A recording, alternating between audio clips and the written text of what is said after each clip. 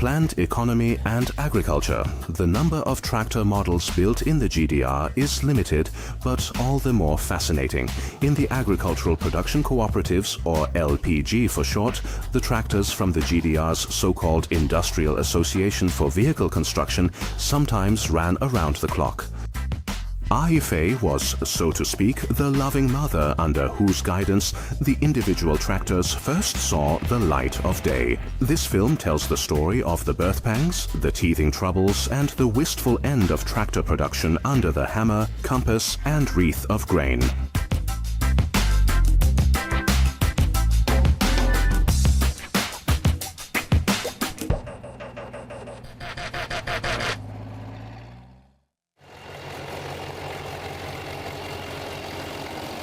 The first tractor mass-produced in the GDR went by the fine name Pioneer. Officially, it was called the RS0140, which simply stood for Wheeled Tractor, first IFA model, and 40 horsepower.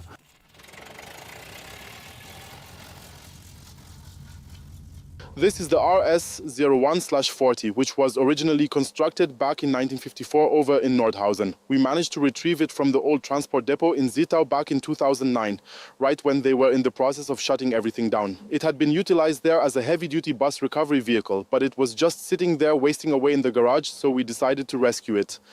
The fortunate thing is that it has been maintained throughout all this time. The apprentices also continued to work with it using the old technology, and that is why it was not in such a terrible condition. The 1954 model stands as one of the very final versions to ever be manufactured. In reality, the history of this Pioneer actually stretches all the way back to 1938 in the city of Breslau, which was long before the GDR was even established. The machine itself was developed at a Farmer in Breslau.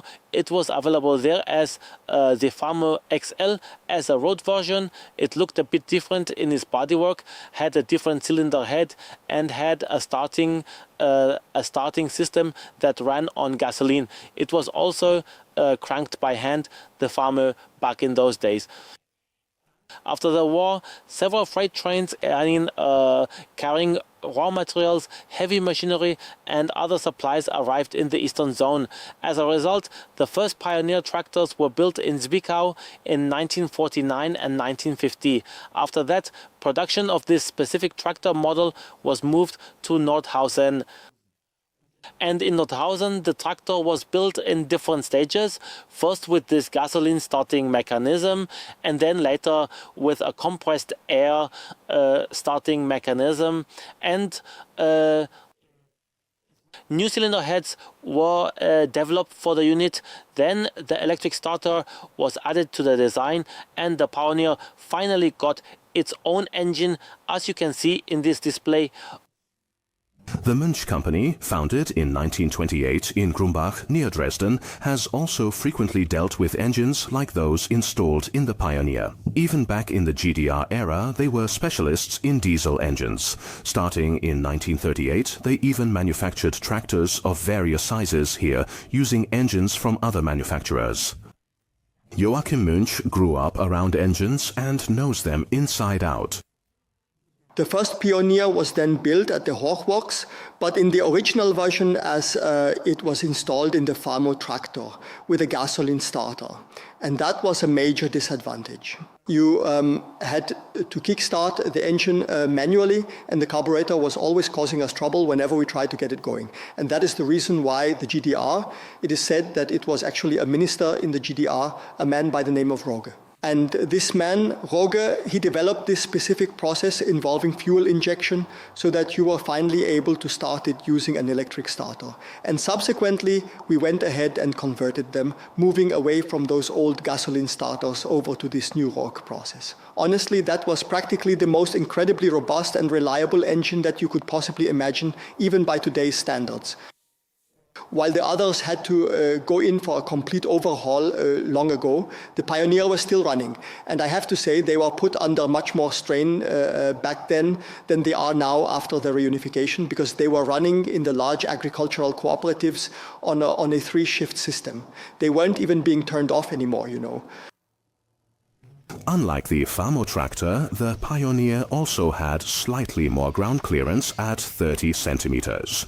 The reason for this was the newly designed leaf-sprung front axle. Soon after series production began, the tractor was also equipped with an enclosed cab. The Kubens family's Pioneer features an extended version of this cab. But in the metal cab, it's actually pretty loud. You have to shout at each other if you have something to say, or you just don't bother. And as for a heated cab, nothing. Back in the day, the really clever technicians would run an exhaust pipe through the cab to get a heat source in there. But other than that, from the factory or anything, there was nothing. A transmission-driven power takeoff was also included as standard equipment. A belt pulley drive could also be attached to that same unit. There was also a sprung drawbar included for added utility. However, the paintwork was the only thing that was not standard. Over the years, some of these Pioneer tractors changed their appearance. It's the deepest layer of paint we found, the blue. Yes, so we restored it to how it originally was. We found all sorts of different shades, from red, as the Pioneer was, to green, as it was also used in commercial transport.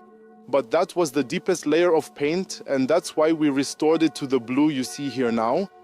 Even with the lettering on the front, there didn't seem to be any uniform socialist solution. It was either a simple paint and brush or some rather elegant embossing. One just has the IFA emblem on the front, the other has the Pioneer logo on it. In a way, it already said Pioneer on it, so that's why we did it that way. The people from Zittau had written it on, painted it on with a brush and paint. We thought we wanted to keep it as it was, but we opted for the more practical version as it is, and not the brush-painted look, which always looks a bit, well, like you tried, but didn't quite pull it off, at least for us. And that's why we went with the version where it's built right into the hood, and that's fine. This 40 horsepower tractor was also equipped with a compressed air system for its special tasks in heavy-duty and freight transport. The Pioneer is equipped with an air brake system, a trailer brake system. That's because in its former life at Kraftwerk Zittau, this machine actually worked in the freight industry. They used it to haul coal, for example, and so that they could handle and brake the loads better, an air brake system was retrofitted here. Peter and Paul Kubens have had their RS0140 since 2009. The tractor's 60-plus-year-old sheet metal required a lot of work. Rust is always an issue, so even though we've done a complete restoration, we've got new fenders and the cab has been completely rebuilt. Of course, it needs to be painted to protect and preserve it, but rust is a real issue. It always eats its way through somewhere, and eventually it gets to the point where you have to say it's time to restore it again. But obviously, the better you do it, the longer you'll get to enjoy it, and we hope that we'll be able to enjoy it for a few more years. The Pioneers of the first generations, in particular, were simply left running by drivers during field operations, even during breaks. The reason for this was their poor starting characteristics. From 1953 onwards, first the compressed air starter and later the electric starter system were introduced. Those two boxes contain the batteries for the 24-volt starting system. The rest of the system runs on 12 volts, and for that we have there's a switch inside that toggles between the 12-volt operating voltage and the 24-volt starting voltage. The Pioneer was therefore always fully prepared and ready for work out in the fields. To ensure even greater productivity, the fuel tank capacity was also increased at many of the local collective farms. When the Pioneer was running on shift work, were the tanks widened, extending roughly roughly to this area, and was that enough to be able to plow for 2 shifts in any case? The Kubens Pioneer no longer works regular shifts. It's only brought out for light towing tasks. A rear warning device is also used for this. What you see here is a trailer triangle back in the 30s through the 50s, though the exact years are unclear. It was a legal requirement for any vehicle towing a trailer to display this specific sign indicating that a trailer was being towed. And if that wasn't the case, the trailer triangle was folded down. The special thing about ours is that we have another model that can be folded down from the inside, so the driver didn't have to get out. Let me show you.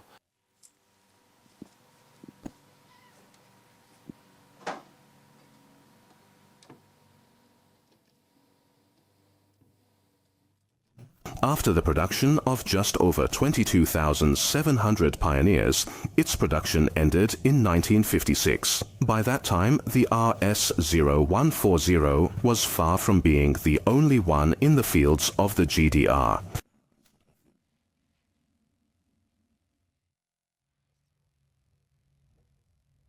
A collection of leftover pre-war components, a small amount of Normark, and a little bit of Orenstein and Koppel, or perhaps MBA. These were the essential ingredients used to build the second mass-produced wheel tractor of the worker and peasant state, known as the Brockenhex, or the RS-0222. This one was bolted together in Nordhausen. For fieldwork, the Harz Beauty always had to be cranked by a firm man's hand. It's not just a matter of pressing a start button, we preheat and then crank it up. I will take care of that for you right now. Flip the main power switch to the on position, run the preheat cycle one time and then engage the hand throttle. All right, now we are ready to do the heavy lifting.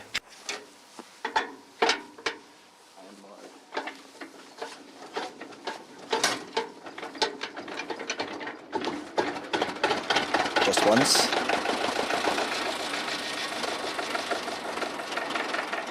That little feat of strength is enough to make the witch dance, but does she ever decide to act up?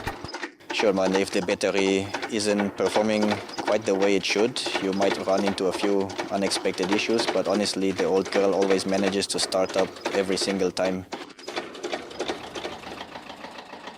Emanuel Wenzel uses the Brockenhex not just on his parents' farm, but occasionally for contract work as well. However, its 22 horsepower can't do much anymore, especially since the mower seems a bit outdated by today's standards. That would be all ready to go, yes, absolutely. Just attach the pulley onto the PTO shaft located at the back, and then it could get started right away. I even used to run along behind those mowers myself when I was just a child, and yes, it really works. It cuts quite well. For as long as Emanuel Wenzel can remember, the Brockenhex has been in the family, even though it was once on the verge of dancing its last dance. This is basically our grandfather's heirloom. That's how our whole collection started. So after the reunification, there were these fancy chemicals, and you thought you were doing the machine a favor. Radiator sealant or radiator cleaner, and then radiator sealant and all that other stuff. And then the radiator cleaner basically ate through on the block because it had suffered frost damage at Grandpa's place in the barn. At some point, it wasn't a problem because it rusted shut nicely again. Nobody noticed. It was just a little crack in the casting. Nobody knew why.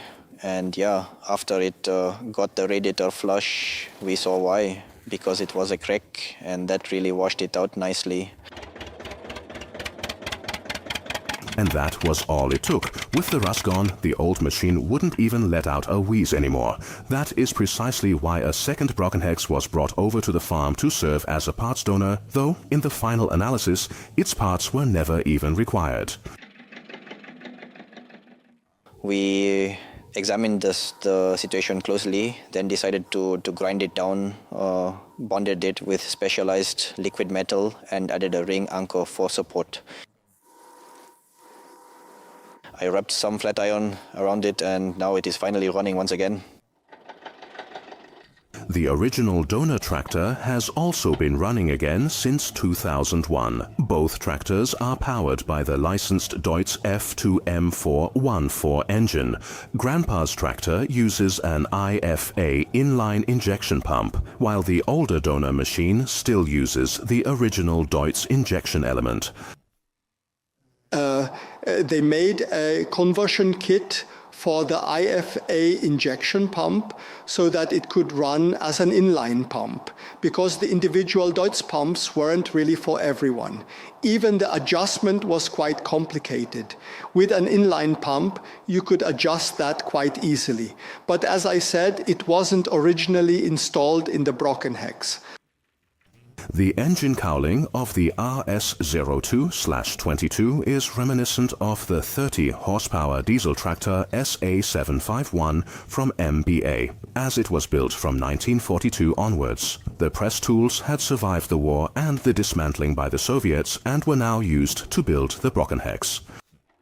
Due to its enclosed design, however, the tractor struggled to get air, so the East German farmers had to show some ingenuity.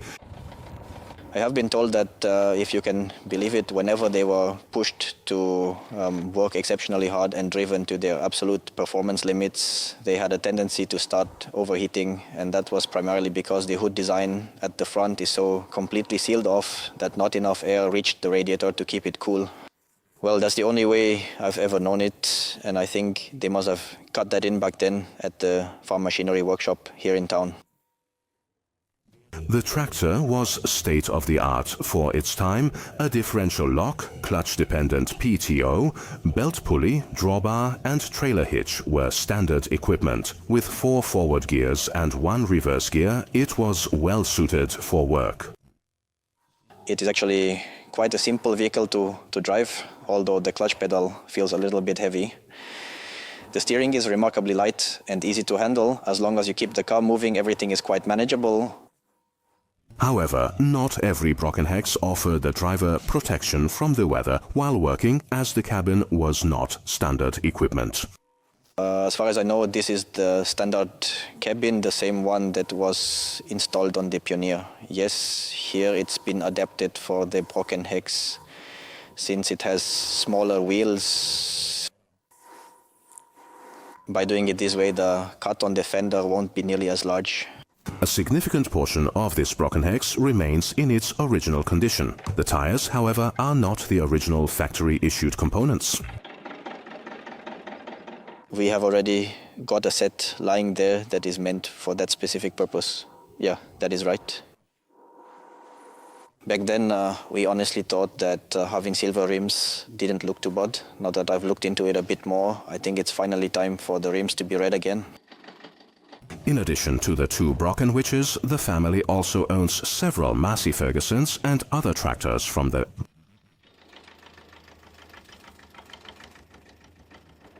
One collects stamps. Stamps are honestly quite boring, if you ask me. They can end up being just as expensive as anything else, but I suppose so. It is actually nothing more than a very small fragment of a diesel virus. Following the start of production in June 1949, 157 Brockenhexen were built in Nordhausen by the end of the year. In 1950, there were 1,680. In the final 2 years of production, only 98 tractors were assembled from remaining parts. Production finally ended in 1952 after 1,935 Brockenhexen had been built.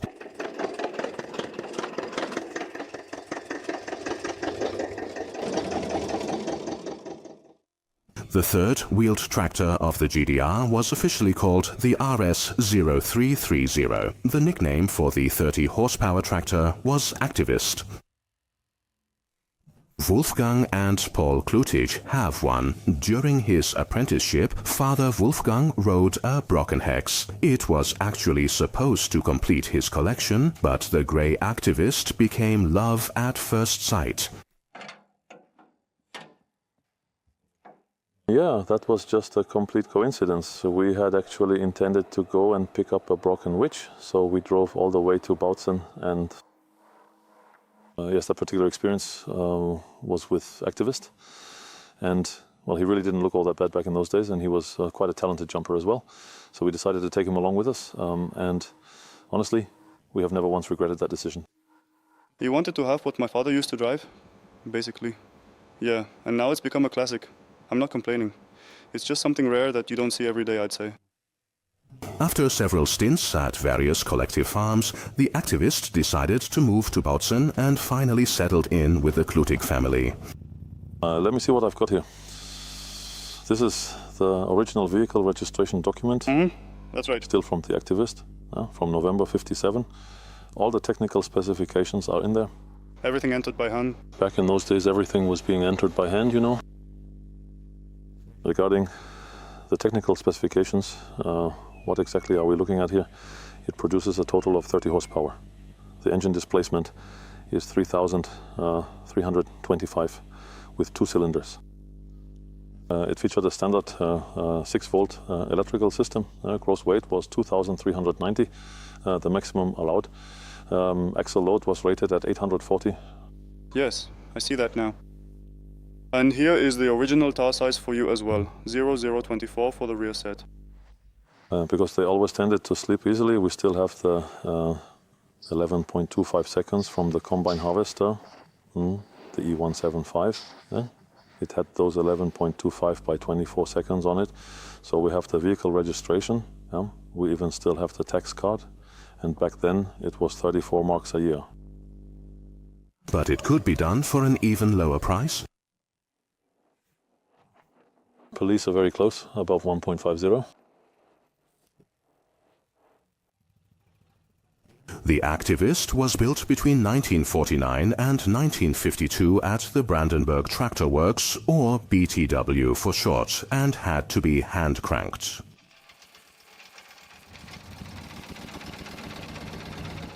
It started with a hand crank while using a decompression lever. And well, after that it's just pure luck. Yeah, well, if it fires up on the first attempt, you're lucky. Well, sometimes you have to try it 2 or 3 times. The startup process has become a recurring ritual for the father-son duo. To begin with, let's start by carefully unscrewing both of these individual fuse holders. I think I will just take one of these. Yes, there we go. That is exactly right. And now back and back. And the other one.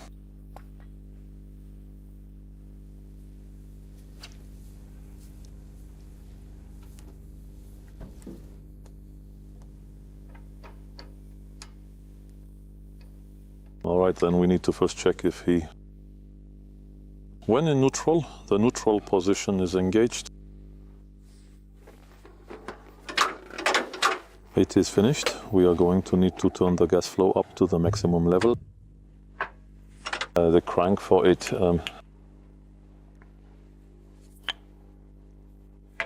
Should I pull the decompression now? you can handle the decompression. So let's go ahead and start things off by getting a nice light pump going for now. Why are you doing that now? This is done so that the pump can inject a small amount of diesel into the engine. Oh no, it seems we have a problem. Are we rolling yet? It seems that some water is leaking out. Oh my goodness me. Oh dear, what a bother. Keep pumping for a little longer. You really do need to make sure you keep on turning it all the time. It seems like something is broken in there, or perhaps it's something else. Somehow water managed to get in, that could also be the cause. So now let's do...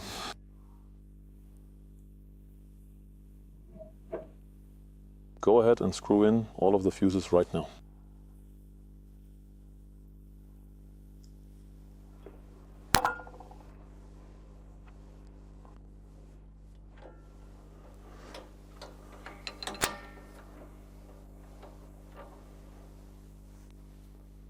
Now, normally you would perform this task by yourself, but because the crank mechanism always needs to be positioned slightly toward the rear, it is helpful to have someone else there to pull down the decompression lever. That makes the whole process significantly easier, right then.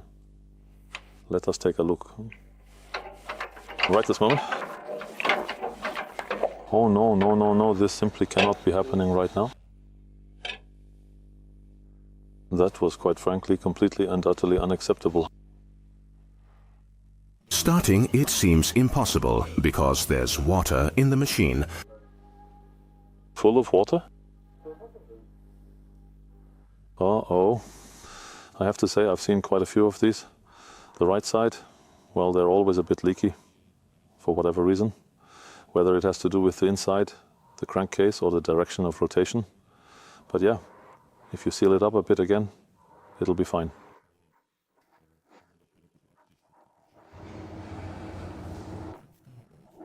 Wolfgang and Paul Klutig are digging into their bag of tricks. The fuses are lit so the tractor can start despite the dampness. A battle against the machinery begins. Oh, I see it now. Right this second.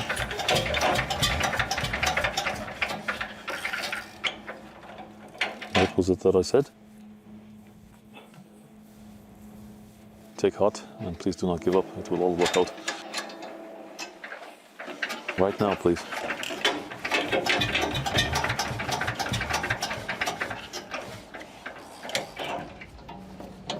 Many activist drivers are sparing themselves this fight and have retrofitted their tractors. Yeah, whenever you happen to see someone, you go over and take a look at what they have modified on their gear. For instance, with the fuse holders, some folks have installed glow plugs to make the starting process much easier, or they have converted them over to an electric start system. Father Wolfgang's fighting spirit has not yet been extinguished. Now he means business.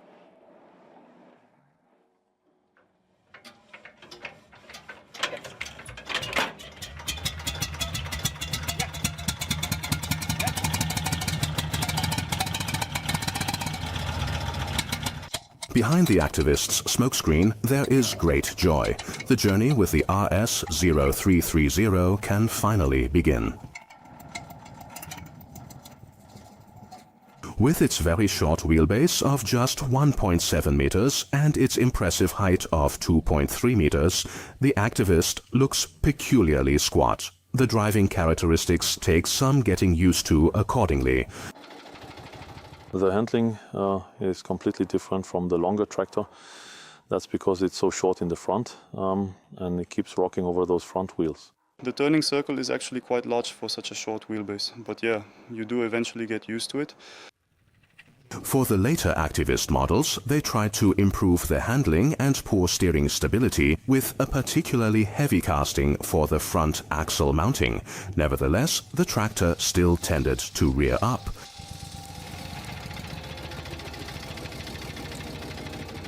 There were also frequent complaints. Steering failures, faulty air filters, injection pumps and differentials were part of everyday tractor life. Problems that Wolfgang Klutig doesn't have with his RS0330.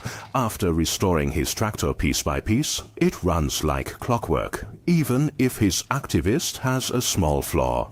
It was actually supposed to be dark gray. When I stripped the paint, the remaining green had a dark gray base underneath, and that was apparently Wehrmacht gray, which was still around after the war. Unfortunately, I didn't quite manage it. It turned out a bit lighter.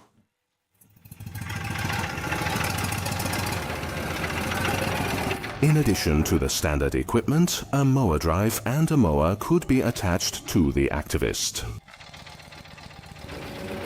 However, the hydraulics were neither provided for, nor were they even available at the time. Wolfgang Klutig installed a pulley at the rear instead of the standard trailer hitch assembly.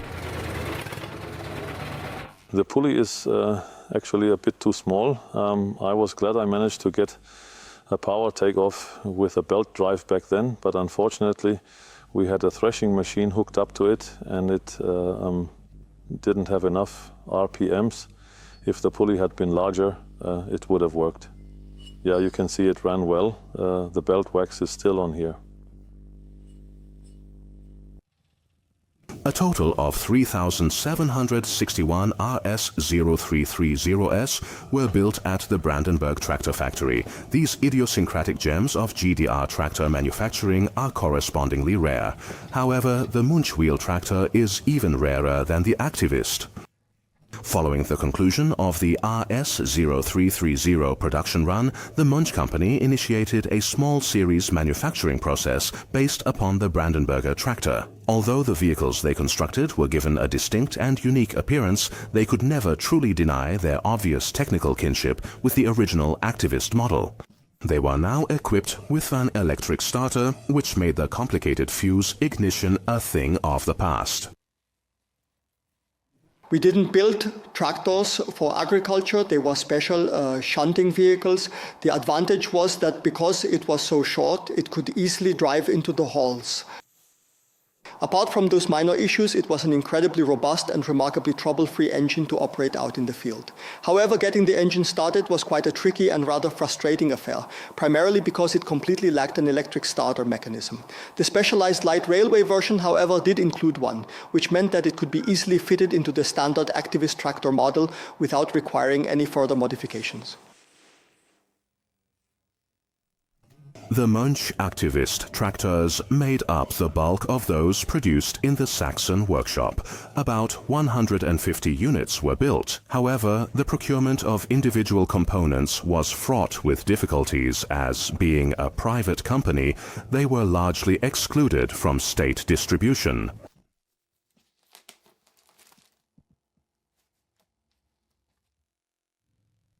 The RS0430 was the very first tractor to be developed independently within the GDR. While it was just as powerful as the Activist, it offered better traction due to its more optimal weight distribution. What are your thoughts on this? Should we head out now? I'm fully prepared. Wait, what are we doing here? That's right.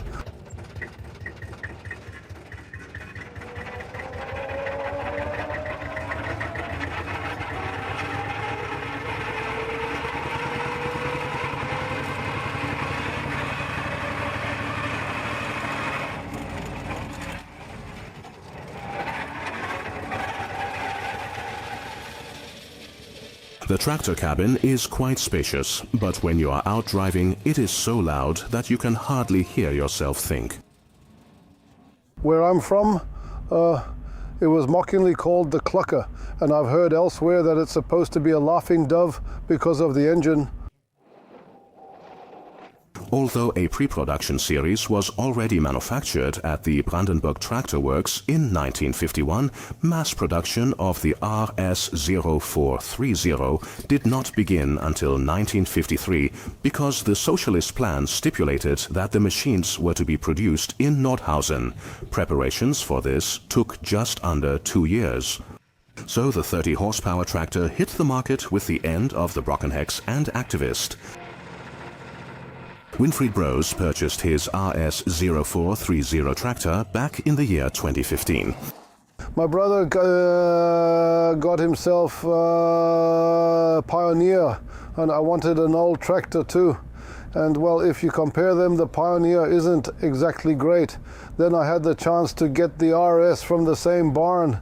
It was sitting in the garden, completely overgrown, and now it's finished. The sheet metal parts, in particular, were dented and rusted. All in all, a terrible find. It took him 2 years to get the tractor back in shape.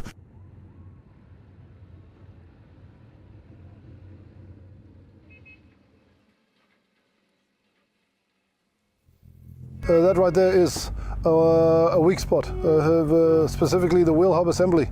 The axle and the wheel hub are tapered, and they are held with a key. If that isn't tightened down properly, it will work itself loose over time. And believe me, this one was damn loose. I had to spend some time tinkering with it. So eventually I found a machine shop that was capable of milling it. They milled a new groove into the axle directly opposite the existing one, and also cut a matching groove into the wheel hub. And I had to fiddle with it again during assembly. I heated up the wheel hub, got it on a little bit, and then it contracts as it cools. which holds it much better than just tightening it. Those are the little tricks you can use. The leaf spring, yeah, it had well flattened out over time due to age, you know. A bearing housing was cracked. I managed to source leaf spring of the same thickness from, well, a local farmer, but it was off an old trailer. I cut it down to the correct width, and then, you know, I took the time to properly reset all the layers to the new arch and reassembled the whole thing. Now it's sitting nice and high once again, instead of being all flattened out and spread apart. It actually has a really good spring to it as well. I believe it was the second to last one that we had, yes. Unfortunately, that specific one was broken. The so-called standardized engine, type EM, also suffered from frost damage. This engine, which was brought to mass production at the Hochwerks in Zwickau, was also used in GDR truck manufacturing, though as a 6- or 4-cylinder version. For the tractor, the 2-cylinder type EM2 was used. The starting point was basically the S4000 engine. That was the first one to be built alongside it. So this is the RS30 or Famulus. This is the S4000 here so far, and that is the H6. The same principle applies to the fuel injection pump. For 2-cylinder setups, look at the Famulus, RS30, S4000 or H6 engines. Winfried Bros was therefore able to replace the frost-damaged parts of his engine with truck components, like a modular system. The machine has been running ever since. I also had to go ahead and replace the injection pump just this week. It only fired on one cylinder and then it wouldn't run. It was really hard to start. Changed the pump today, for starters. Well, these are all just minor little things that will eventually sort themselves out one by one, but otherwise everything is perfectly fine. The RS0430 has a ground clearance of 47 centimeters due to its large rear wheels. The weight distribution, with 36% on the front and 64% on the rear axle, now also allowed for heavier agricultural work. In addition, it featured a PTO at both the rear and the front.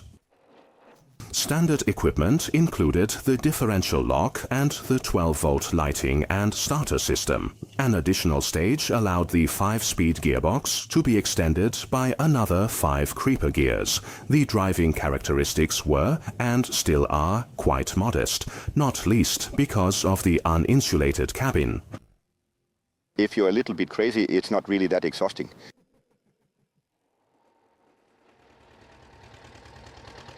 2 years ago, Winfried Bros discovered his love for the RS0430, the first tractor produced by the GDR. Now he spends almost every free hour with his second greatest treasure in the world. Do you have any others? My wife is standing in front of that one.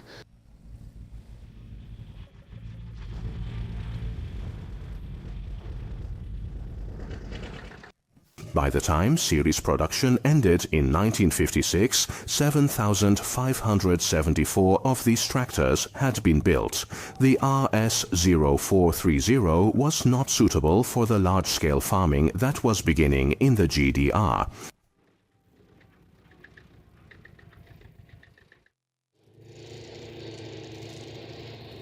The family of tool carriers in the worker and peasant state is manageable, but not small, as a total of just under 120,000 of the 3 mass-produced models were built. It all started with the Green Mole, which was introduced back in 1949 as a single-cylinder 2-stroke.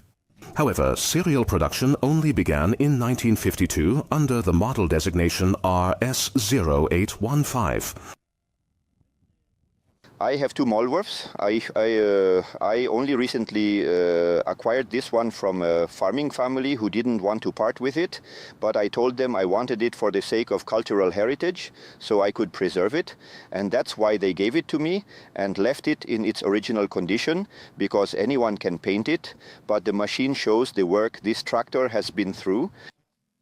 The hardest part was actually with the farmer's wife, who told me that when her husband mowed the grass and she had to follow behind with the rake, she was really reluctant to part with the tractor. But I bought it anyway, and they said, yes, take good care of it, and I will certainly do that. The vehicle's unusual design was based on an idea by Erfurt engineer Egon Schüch. It was also the first implement carrier in Germany, initially referred to as a tractor-like auxiliary tool for farmers. Mr. Scheuch, the man who built it, initially constructed a specialized tool carrier powered by a 250 cubic centimeter motorcycle engine, but then he observed, as it was mounted directly at the front of the carrier, and realized that the whole thing simply was not going to work out.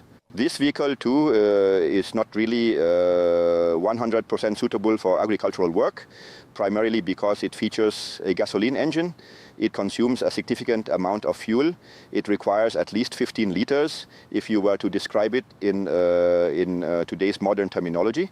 And quite frankly, back in those days, it really was not at all suitable for farming. The farming. production models were powered by 15 horsepower, two-cylinder, two-stroke gasoline engines from the IFA F8 passenger car. Various attachments could be mounted to the central frame. The farmer just had to be careful with the weight distribution.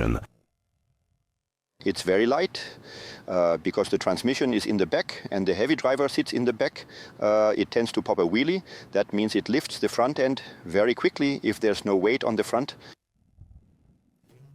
Gernot Kruger's mole has a 20-liter canister mounted on the front as a weight, and also because the RS0815 is a gas guzzler. The mole's steering linkage runs over the center beam. However, it is difficult to steer with this setup.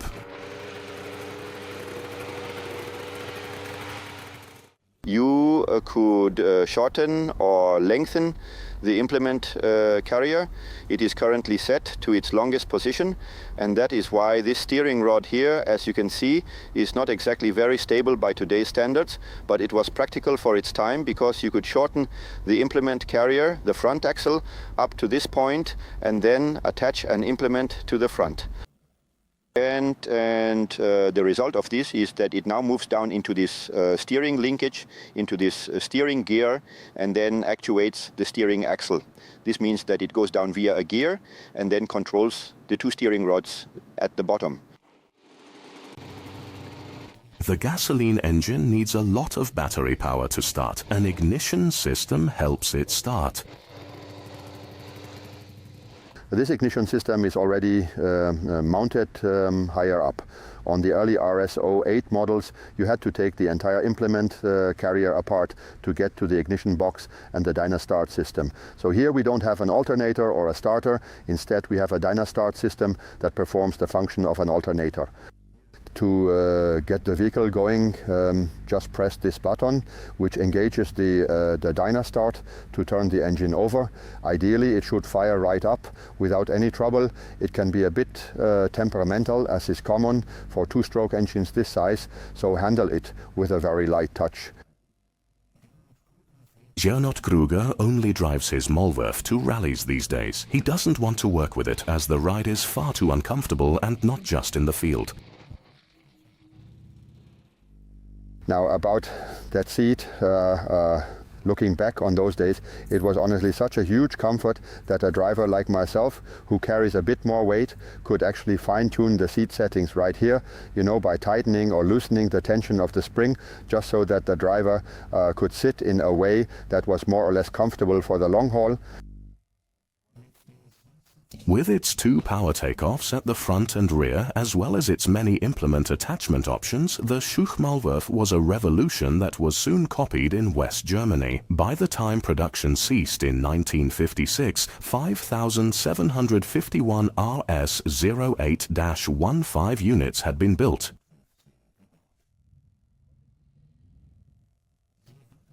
The RS-09 was the successor to the Malworth. It went into mass production in 1957. The RS-09 was designed for horticultural businesses or agricultural maintenance operations. Hubertus Hensch's implement carrier dates from 1962 and was used at the agricultural cooperative where he worked as an agricultural machinery mechanic. I remember this from my father. He's been in agriculture since the LPG days, well, private farming. Then he joined the LPG and they had machines like that. They had an 08, which mostly did the light work, like, for example, driving or pulling a seed drill. And the 09 did the slightly more demanding tasks, meaning planting potatoes with a planting frame. They hung that between the axles like a hoeing frame. You could hoe, hill, then harrow again, and so on. They had to do all of that with the machine. They had a fertilizer spreader at the front. It was attached to the front section, so to speak. It was a disc fertilizer spreader. I don't remember the width anymore, but that's not all that important, I suppose. And yeah, I finished those tasks back then. They were a little bit harder. The RS-09 also featured front loaders for the first time. Feed, bulk materials, potatoes or manure no longer had to be loaded by hand. Hubertus Hensch spent many hours restoring the implement carrier. Although the vehicle had worked almost exclusively in the barn, it was in poor condition and was slated to be scrapped. The fenders are actually still the originals. We tried hammering them out a bit, and I couldn't source any brand new ones.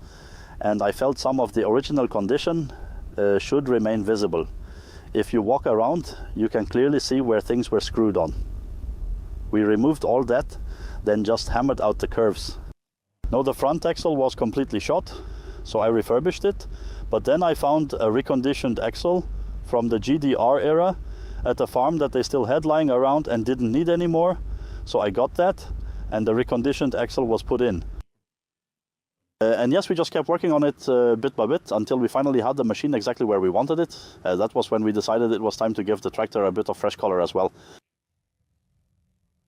In 1976, the Saxon began his apprenticeship as an agricultural machinery mechanic. In the mid-1990s, he fulfilled his dream of owning an RS-09. He repaired almost everything himself, including the engine damage. I managed to get it running again by using parts from several engines, so to speak, and yeah, just using used parts, because new parts were just too expensive for me at the time, and I'm a mechanic. I painstakingly worked on it bit by bit, hour by hour, to get it back in shape. The first RS-09 engines still came from the Viennese company Wacholowski. However, after only a short time, they were being manufactured under license in Schönebeck. At that time, it was just the case that they were having difficulties there, and Ulbricht then took it over for the GDR and introduced it here. The rest of the engines that they couldn't get rid of over there anymore, along with all the documentation, all ended up at the engine plant in Schönebeck, and they were able to continue production there. When measured by the standards of the GDR, it was certainly a significant step forward that he chose to adopt the first small diesel engine, which at that time was not even being manufactured within the borders of the GDR. And furthermore, well, it actually performed quite well. But back in those days, since we had much larger agricultural areas available for the individual farms in the GDR, it was just a bit too weak for the task at hand. A total of 24,016 RS-09 implement carriers with 15 horsepower engines were built. However, the underpowered nature of these vehicles necessitated a performance increase, which was achieved with the GT124 starting in 1964.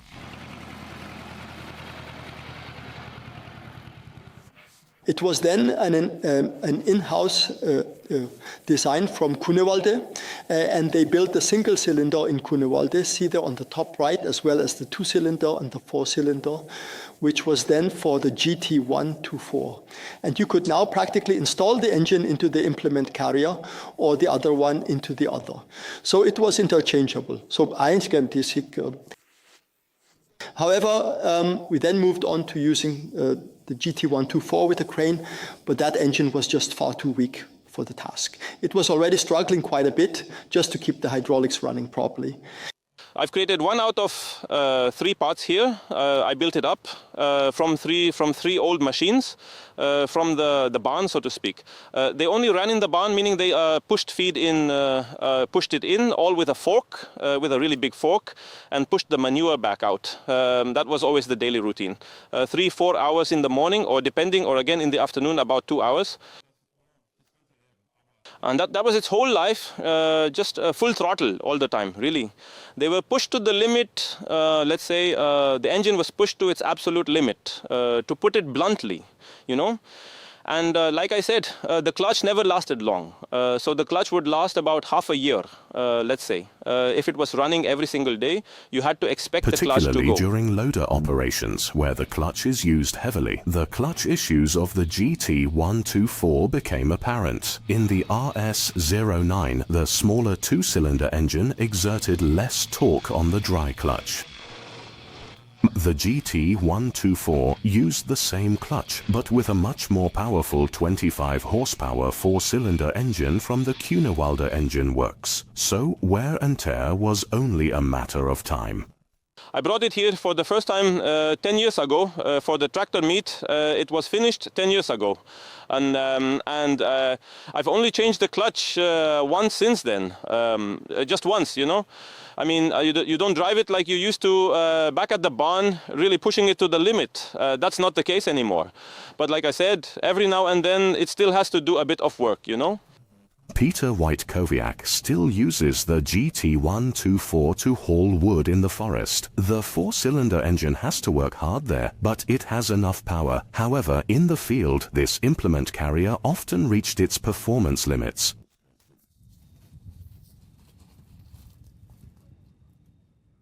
This was not a 4-wheel drive machine, you know. All the power was delivered solely from the rear. If the back end starts to get a little light, it needs to be ballasted to transfer power to the field.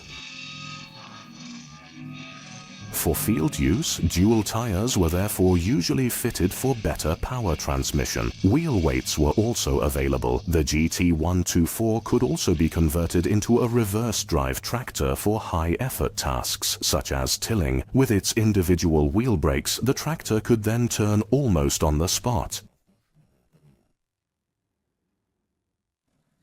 You see, they had a reverse driving setup. Basically, they installed a steering angle gearbox here. The steering wheel was moved from here and bolted on here, and there was a shaft, an angle drive inside. Then there were the pedal shafts, which you could swap around with just a few simple steps. So the clutch was on one side and the brake on the other. However, the vehicle could then only be driven using a hand throttle, and shifting gears was also a struggle around the steering linkage. By using just a single lever, you can easily shift between forward and backward, and you also have a dedicated range selector which features a standard H pattern, and it is a 4-speed transmission system for you. These implement carriers were used for maintenance in pasture management, for building fences, for stable work on farms, and for many other agricultural tasks. They were all-rounders made in the GDR. Peter Wojtkowiak owns 2 of these vehicles, which are still in operation today thanks to good maintenance. You have to grease it often. The front axle is, well, very sensitive. It's built a bit too light for the implement carrier and that big fork. The fork itself, you know, weighs a good 150 pounds. That puts a lot of strain on the front axle. But like I said, if you handle it properly, it's fine. By the time series production ended in 1972, over 90,000 units of this well-engineered vehicle, which was also significant for export, had been produced.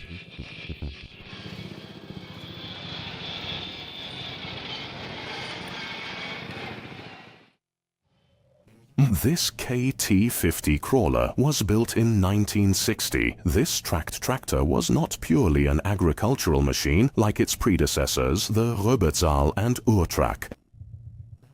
The KT50 was an entirely East German development, though its ancestor was a FAMO design from Breslau. With the exception of the hydraulics for the dozer blade, the crawler was manufactured at the Brandenburg tractor plant. The grading equipment was fitted to the vehicle in Frankenberg, Saxony.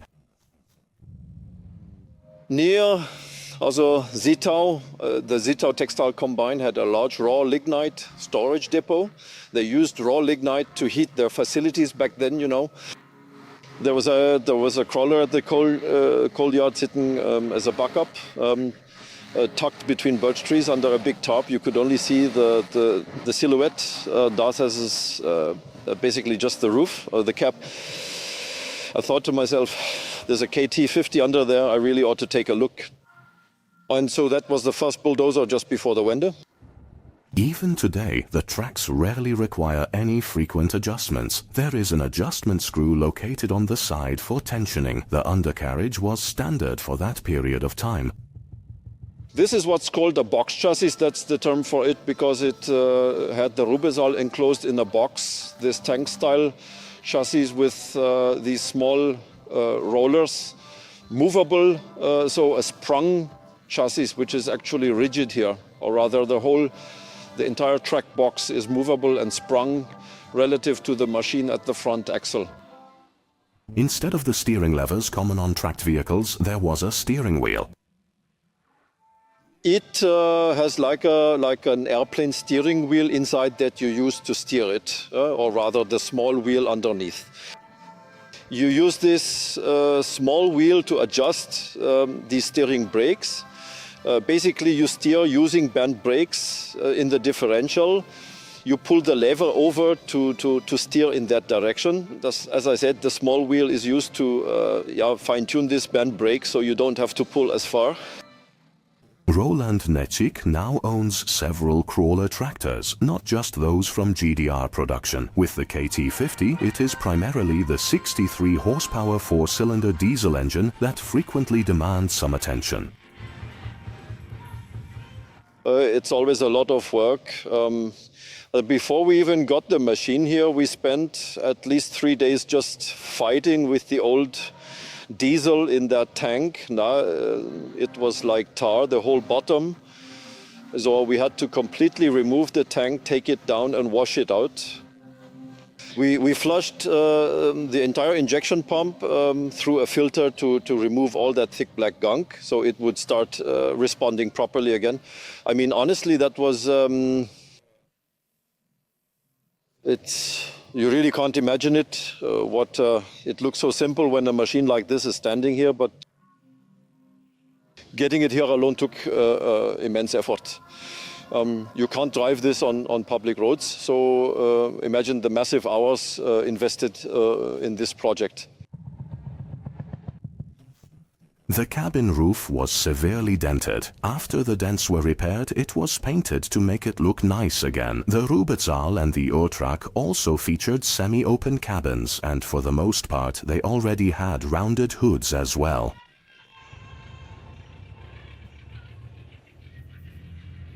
I wanted to paint it orange, like the hood in front here, as you can see. That's when I changed the radiator. Yeah, it had given out over the years.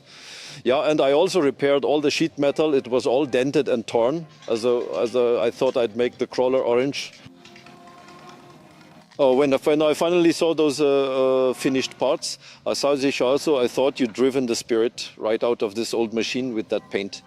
So it's going to stay exactly as it is right now, just a little oil so it doesn't rust any further. To be honest, it really does look much nicer this way. Röbertsal and Urtrack were not bulldozers like this KT50, but rather dedicated crawler tractors that were replaced in agriculture by the Russian crawlers.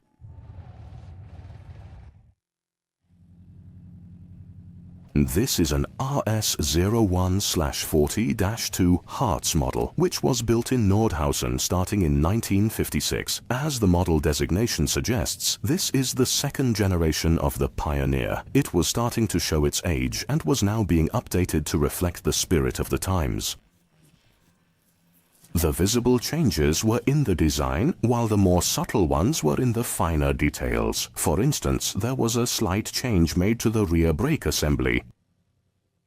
So on the Pioneer, for the rear brake, a shaft was installed that practically runs from the gearbox to the brake caliper, and that was no longer designed as a continuous piece on the Harz. There, the brake lever connects directly to the rear wheel brake. Another innovation was the axle, which was pivot-mounted in the front axle support and featured independent wheel suspension. Compared to the Pioneer with its leaf-sprung oscillating axle, the Harz now had nearly 20 centimeters more ground clearance. This made the tractor much more effective for use in row crops and for plowing. So the fact that the Pioneer's pendulum axle was pushing into the ground while plowing, and because of that, thanks to this independent front suspension, there was more ground clearance, and that made it more comfortable for plowing, for example. In addition, the Harz type featured several technical improvements. The big problem with the Pioneer was that it didn't have a differential lock to let both wheels, turn evenly in difficult terrain. And the other thing was the PTO, which was no longer up to date. The concept of the Pioneer actually comes from FAMO, starting from the 1930s. It just wasn't up to date anymore, although its pulling power for 40 horsepower is phenomenal. Nowadays, there are many hybrids of the Pioneer and Harz models. This is partly due to numerous overhauls carried out during the GDR era, during which parts from the Pioneer were transferred to its successor. Genuine Harz models are therefore quite rare today. Roughly speaking, the Pioneer was built 20,000 times and the Harz 2,000 times. I think 2,100, but in terms of the ratio, it's also the case that the Harz was only in production for 2 years, from 57 to 58, which explains the low production numbers. Peter Kubenz's Harz tractor comes from southern Brandenburg. That is where his tractor enthusiast friends discovered it for him. The primary school teacher had been interested in this vehicle for a long time. While there was another tractor nearby, its owner had shortened the roof to make it fit into the garage better. That actually somewhat disrupts the look of the tractor if you make cuts to a full weather canopy. But the way it's on here, it's the roof that was also mounted on the RS 0430 at the time. That's the simple weather canopy for which there are also side panels made of cellophane and canvas. But that is how it is known, and that is how it was delivered back in those days. The Harz model reflects the spirit of the 1950s. At the time, Western tractor manufacturers were also increasingly focusing on design. The successor to the Pioneer received angular fenders and a rounded hood like the Famulus, which was also built in the GDR at that time. When you examine the overall design, the hood appears to be quite similar to the original version. The first resin hoods that were produced actually featured a specific gauge component integrated into them, while the subsequent versions were manufactured to match the exact shape of the unit that was originally built for the Famulus, but is not the identical hood, because the the Harz hood is much wider than the Famulus's.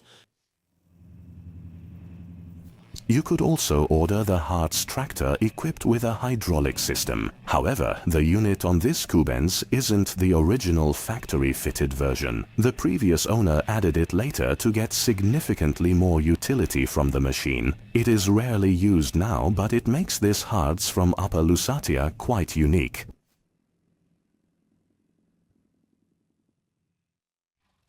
René Caspar works with his Famulus 36, a direct descendant of the RS-0430. In 1956, the RS-0430 was externally adapted to the Harz model and was then called the RS-1430 Favorit. Following a legal dispute with the Czech Škoda Works, it was later named Famulus, which means loyal servant. After an initial power increase to 33 horsepower, the engineers in Nordhausen managed to squeeze out another 3 horsepower in 1960 by boring out the engine and increasing its RPM. This also changed the model designation to RS-1436. The suffix W stood for water cooling and L for tractors with air cooling. You can tell by the cooling fins on the cylinders. It has individual heads. And then if you take a closer look right here, you'll see that the cooling fan is powered by a V-belt, which is what keeps all of these cylinders cool. And right here, you can clearly see the cylinder bore. This design is specifically integrated for what you might call a liquid-cooled engine setup. The water jacket block is positioned right on top of this area where the cylinder liners are located. You can tell from the outside just by looking at the hood. On the left side, there is a distinct bulge for the blower to intake the air. The fan The Famulus 36, designed by René Caspar, is an air-cooled model. Over 13,000 units of this low-maintenance and, above all, more affordable version were built. Furthermore, the air-cooled model enjoyed particular popularity, especially in the GDR. In contrast, the water-cooled type sold just under 2,000 units and was in demand almost exclusively for the export market.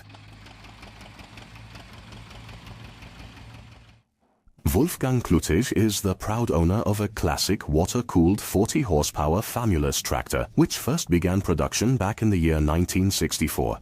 I actually drove the first myself back when I was still a young man. I started out right after finishing my apprenticeship at the co-op with a favorite tractor. Then I spent a short time driving a Famulus 46, and eventually I just ended up getting myself a Famulus 40. Back in those days of my youth, that was really something special, and honestly, the work back then was quite a lot of fun too. Back then, farm workers used the Famulus 40 for everything that needed doing on the collective farm. They used it for transport, ploughing, cultivating, harrowing, and even spreading manure. For these various tasks, the 40-horsepower tractor was a socialist all-purpose tool and certainly powerful enough. It has a 3-point hydraulic system at the back and somewhere a so-called hitch hook, which was for single axle trailers or slurry tankers. Those were single axle as well, and that's what that hitch hook at the back was for. You just hooked it on from underneath. For transport, the later Famulus models were even equipped with a compressed air system. That one had an air brake system. The very first ones didn't have air brakes yet. They were just, the trailers were braked with overrun brakes, like we see here. And yeah, there were always a lot of accidents because of that. If you weren't careful going downhill, things would often break. As part of a new classification system in GDR tractor manufacturing in 1963, the various Famulus tractors were given new model designations. A 3-digit number now represented the traction class and model version. For example, the air-cooled RS-1436 wheeled tractor became the RT-315 wheeled tractor. The water-cooled 40-horsepower variant was given the product name RT325. I ended up purchasing it from a fellow living over in Schönbach. And I chose it precisely because it was an RT325, a model I had been wanting for quite some time due to its remarkably easy steering. The other models, like the 14S, still suffered from what we always referred to as kickback steering, because you could truly feel every single one of those jolts traveling right up into the steering wheel. And if by chance you steered a little too far, there was this thing called a steering brake. It would catch, and well, some of them would end up tipping over, and that caused quite a few accidents, you know. In addition to the steering brakes, the Famulus 40 was equipped as standard with an anti-slip system with a mechanical lock. The front and rear-mounted power takeoff units could be operated either as transmission-driven or as engine-driven systems. This particular tractor, however, no longer has to perform any heavy labor. Wolfgang Kluttig now only drives it to tractor shows, where he presents his Famulus 40. We didn't really change much except for the fenders, which we widened because, well, when you're driving on the road or whatever, it always gets so dirty, so we just widened the fenders. But otherwise, the front fenders are, yeah, almost original. The mount is original, but the sheet metal on top isn't quite. It was rebuilt. Since the engine's increased horsepower was achieved by raising the RPM, the units were sensitive to heat. Although the water cooling was largely able to dissipate the thermal stress, there were still occasional work stoppages. Well, the Famulus, the fourth one, actually, it was very sensitive to heat. I mean, when they got really hot, you'd run into trouble with the head gasket. That happened to me once. Drove out early, head gasket blew, had breakfast, went back out at noon, came back in the evening, and the head gasket was blown again. That happened a lot. At the Munch company in Grumbach, they are no strangers to blown head gaskets, as the engines in Famulus tractors were powerful but certainly not high-performance units.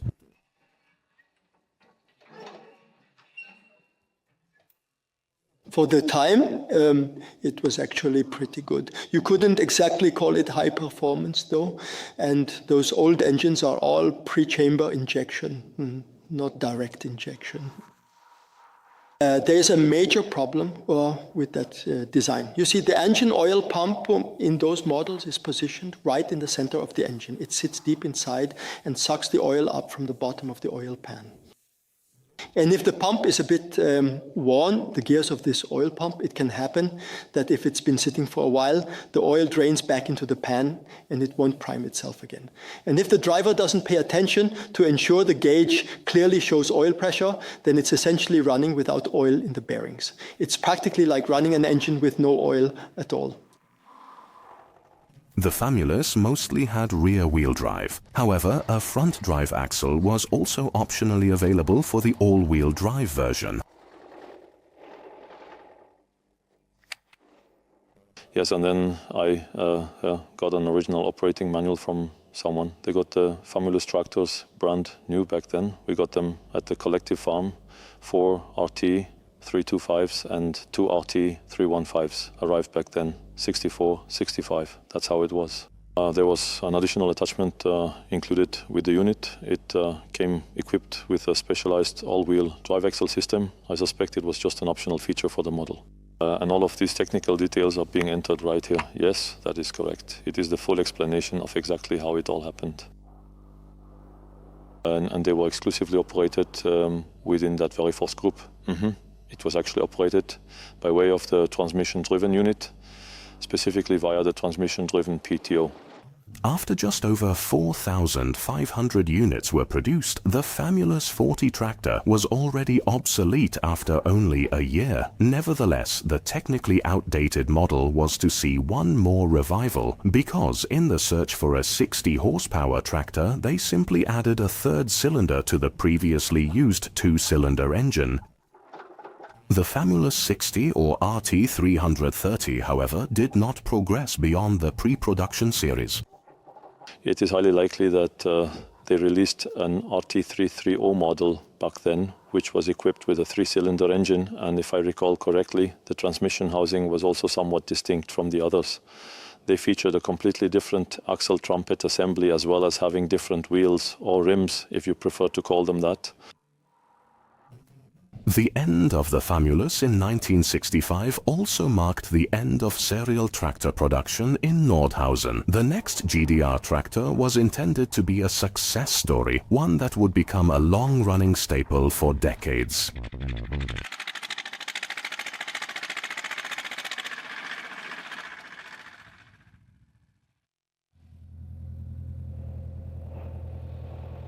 In September 1967, a completely new generation of tractors rolled off the assembly line in Schönebeck. The tractor gang from Pirna in Saxony lovingly preserves the history of the tractor known in the GDR simply as the ZT. The first ZTs were powered by a water-cooled four-cylinder man-licensed engine with direct injection. This red ZT 300 dates back to 1971 and is essentially the cornerstone of the Pirna ZT collection. He was used at the Langwolmsdorf agro service. That's behind Lohm, up there in the Stolten area, and they always used it to pull some kind of water pump or emergency generator to irrigate the fields. That's why the transmission is still in very good condition. It never really did much field work. That's our advantage. The 3-speed manual transmission, divided into 3 groups, had 9 forward and 6 reverse gears. The powerful hydraulic system included a power lift, control hydraulics, and 2 additional 3-point hitches. From 1973, it also featured hydraulic steering. This is one of the first ones, though. It doesn't have power steering in the traditional sense. It's still good old-fashioned muscle power, and it was meant to stay in its original condition. So everything has been done technically, brakes done, steering done, everything is top-notch. In the mid-1970s, the red and white paint scheme was replaced by a blue and white one. From 1978 onwards, a more powerful 100 horsepower engine was also installed. This ZT 300 was built in Schönebeck an der Elbe in 1981. We actually found it browsing the internet on eBay. We knew immediately it was the one, thus it's in great condition and from Freiburg. So we drove over to pick it up. It even had a snow blade attached, and since it was snowing, we tested it right away to see if it worked properly. Yeah, and then we started taking it all apart piece by piece, cleaning every single part, pressure washing it down, and finally painting it. The Pirna tractor gang also repaired the brakes. Everyone pitches in here, and yet the restoration took nearly 2 years. It had been in the barn. Yes, it was a large equestrian farm, and it used to pull manure trailers and occasionally haul water wagons.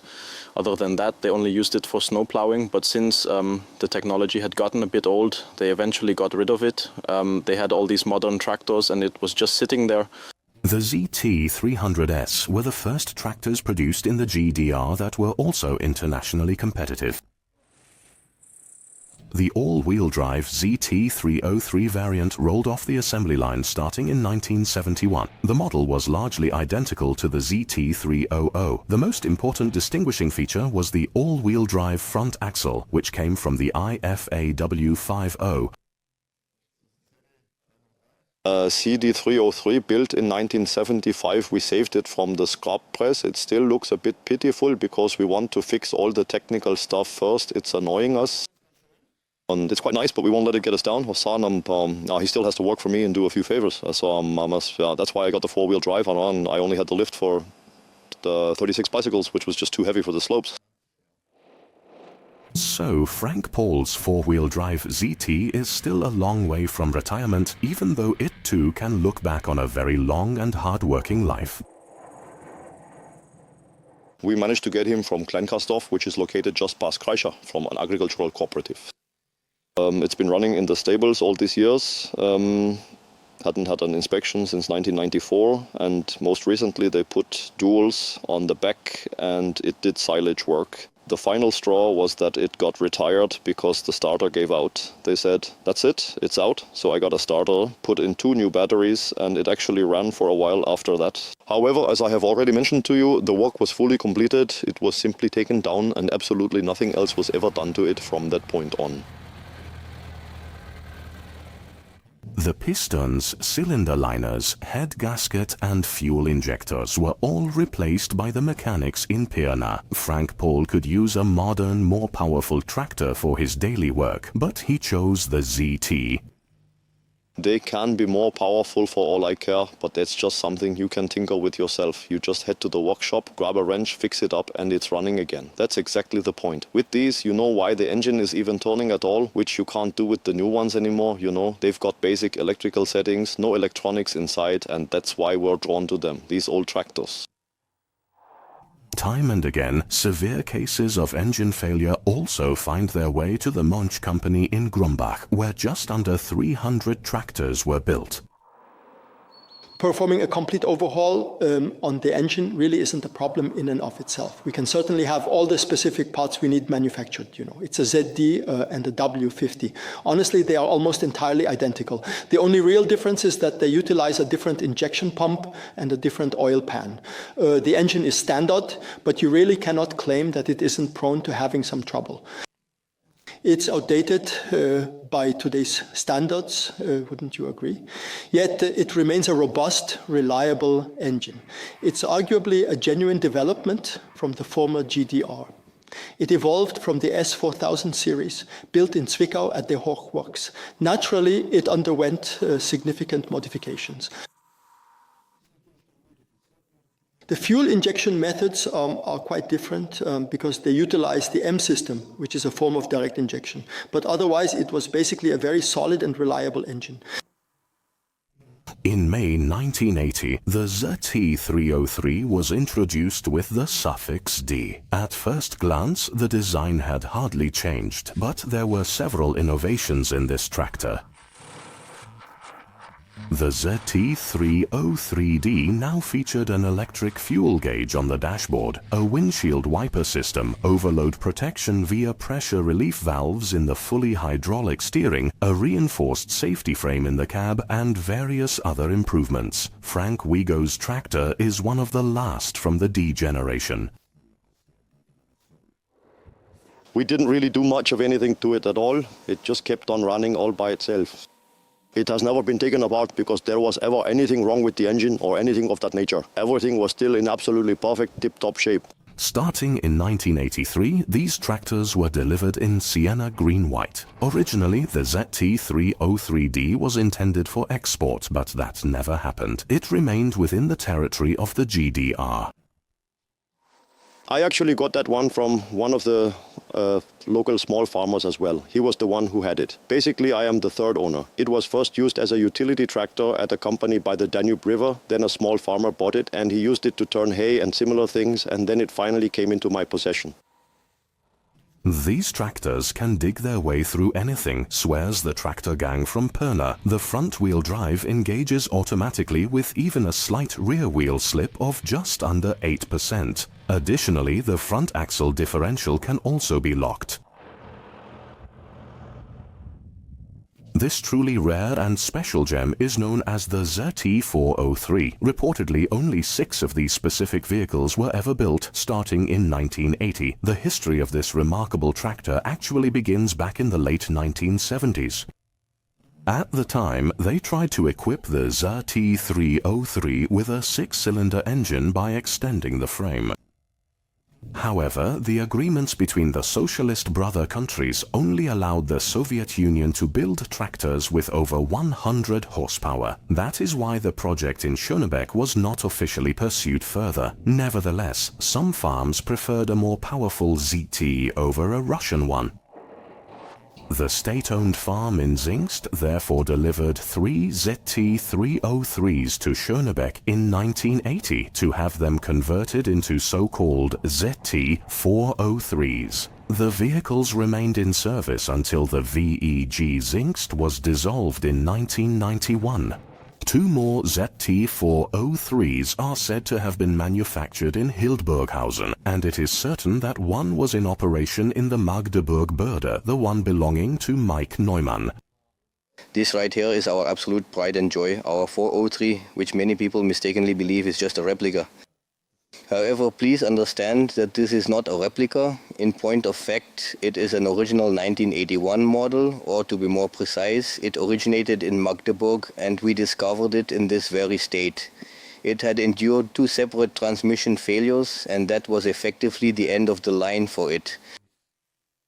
The engine was carefully removed and installed in the H6 chassis, where it sat idle for years, gathering thick layers of dust. Yet I knew they'd only made the 403 series, which is exactly why this machine is such a rarity today. That is why the people in Pirna restored it to its original condition. In the Börde, Mike's ZT403 had to pull 5 or 6 furrow plows across the large fields. However, that cost the powerful ZT its gearbox twice, and it ended up on the scrap heap of history, tucked away between bushes and hedges. Restoring the tractor's remains took several years. For instance, the entire gearbox was missing, so a new one had to be sourced. Compared to the rest, it's a piece of cake, because it's the same as in the ZT303 4WD. The cabin assembly and the hood components, fortunately every single piece was still present, because that is, well, the hood itself is a true rarity. It is actually quite significantly longer. What fundamentally sets a 403 model apart from the rest, or rather how you can easily spot one, is located on the other side. It is this distinct so-called bulge. This part here, where the compressor unit runs along behind it. And it is important to note that only the authentic original 403 units possess that unique feature. Everyone else then proceeded to cut it out, attached all the bindings, and took care of everything else that was needed. The 6-cylinder engine of the ZT403 came from the E280 forage harvester and has an output of just under 180 horsepower. It is 32 centimeters longer than the originals because it has 2 more cylinders. Yes, they have 6 cylinders inside with a 10-liter displacement and 150 horsepower. Well, the engine actually has 180, but it's throttled down to 150 in this one because otherwise the transmission says, I don't want that. The 150 horsepower tractor from the GDR also featured a braked front axle with parts from the W50 and larger front wheel rims. The rear wheels were also larger than those on the standard ZT. The ones from the standard ZT, those are 30s, 48 by 30, and on those, because of the large front tires, since it also has the W50 axle, the slightly larger ones were mounted on the back, which were later also used on the 33. Now the ZT403 only rolls out for tractor shows like this one here in Chemnitz in Upper Lusatia. For its 50th anniversary in 2017, several generations of the ZT came together here, from the first ZT300s of 1967 to the boxy ZT320 and 323 models that began leaving the Schönebeck factory in 1984. The very last of the powerful tractors produced in the GDR were finally delivered during the early 1990s, and they are still in active operation today on many farms located throughout the vast territory of that former workers' and peasant state.